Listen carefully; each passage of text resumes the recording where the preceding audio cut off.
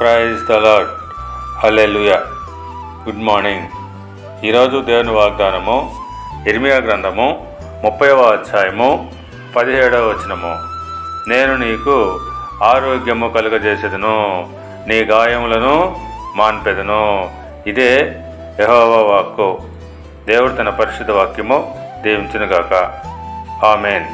క్రీస్తునందు ప్రియులారా, నేను నీకు ఆరోగ్యము కలుగజేసేదను, నీ గాయములు మాన్పెదను అని వాగ్దానం ఇస్తున్నాడు.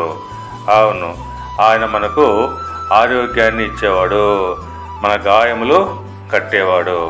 యెషయా గ్రంథము 53వ అధ్యాయము 5వ వచనం ప్రకారంగా అతడు పొందిన దెబ్బల చేత మనకు స్వస్థత కలుగుతున్నది.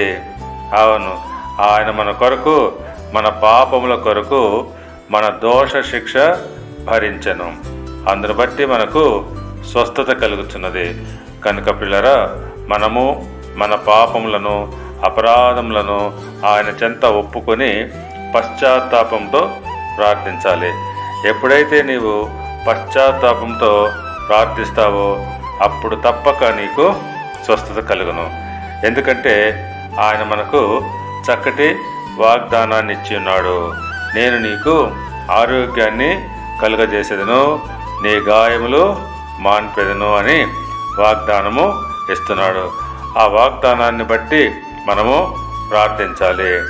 అప్పుడు తప్పక మనకు స్వస్థత కలుగును. దేవుడు మిమ్మల్ని దీవించి ఆశీర్వదించి ఆరోగ్యము కలుగజేయునుగాక. ఆమేన్.